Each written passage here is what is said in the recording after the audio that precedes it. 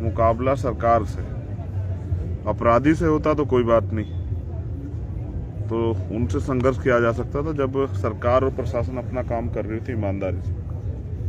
लेकिन अभी तो सरकार और प्रशासन मिलके, पुलिस मिलके आरोपियों को बचाने का प्रयास कर रही है। और ये खतरनाक, ये इसलिए भी खतरनाक है कि अगर पुलिस और प्रशासन ये अन्याय करने लगेगा तो पीड़ित जाएंगे कहां? शोर को कम कराओ। तो मैं हूं अभी राजकीय सामुदायिक स्वास्थ्य केंद्र रूपनगढ़, जिला अजमेर, और मामला है छोटे भाई ओम प्रकाश रैगर की आत्महत्या का। ओम प्रकाश ने आत्महत्या क्यों की, उसके लिए उन्होंने एक बकायदा एक बड़ा सुसाइड नोट 3 पेज का छोड़ा। किन परिस्थितियों में की, ना उम्मीद करके की या खुशी से की, ये भी उन्होंने बताया। जिन लोगों के कारण की उनका भी नाम खोला।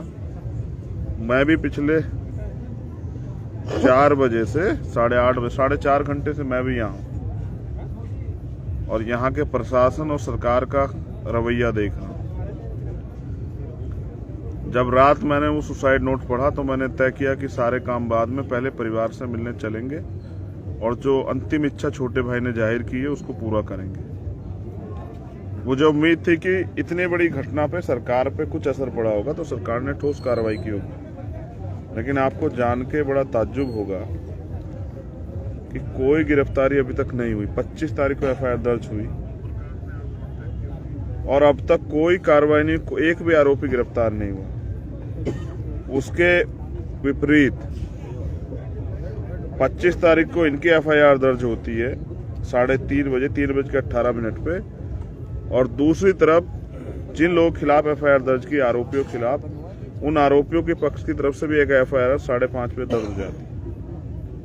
और यहाँ के एसएचओ जो हैं वो ये कहते हैं कि क्या तो इस मुकदमे को वापस ले लो वरना कार्रवाई के लिए तैयार हो। एक चोरी की एफआईआर पीड़ित परिवार, उनके बेटे ओम प्रकाश, उनके पिता, उनके चाचा, 4 लोग के खिलाफ करा दी जाती। मैं भी जब यहाँ आया, जब मैं एयरपोर्ट उतरा तभी से पुलिस सतर्क थी। 2 टोलों पे हमें रोका गया और इस बात के साथ भेजा गया कि हम जाके वहां कोई आंदोलन नहीं करेंगे। हर बार यहाँ की पुलिस हमें अक्लमंद बनाती है। जब भी मैं आता हूँ तभी गिरफ्तार करके जेल भेज देती। तो आज मैंने उनसे कहा ठीक है, कुछ नहीं करेंगे, चलते हैं, परिवार के पास जाएंगे, अंतिम फैसला तो परिवार का है। तो आज अब मैं परिवार के बीच में हूँ। मैंने जब यहाँ के देखा, उनको सुना, वो अकेले भाई थे, 3 बहनें हैं, 2 बहनें बड़ी हैं, 1 छोटी है। वो माता पिता दोनों अपाहिज हैं, खेती करके अपना परिवार चलाते थे। ओम प्रकाश और उससे जो छोटे वाली बहन है वो दोनों मुंबई में रह के नर्सिंग का कार्य करते थे और घर को चलाते थे। अभी उन्होंने कोशिश की है कि उनका मकान बन जाए, दरवाजा अभी नहीं लगा है। सबसे बड़ी बात जो समझनी चाहिए, ओम प्रकाश ने ये कदम उठाया क्यों, जबकि मैं इस कदम का समर्थन नहीं करता हूँ। कदम इसलिए उठाया क्योंकि हर बेटे के लिए उसका पिता हीरो होता। मैं तो अपने पिता के सपने को पूरा करने के लिए मैंने अपना कैरियर, और जो मैं पढ़ने के लिए अमेरिका जा रहा था मैंने उसको चेंज किया। तो ओम प्रकाश एक पढ़ा लिखा समझदार युवा था।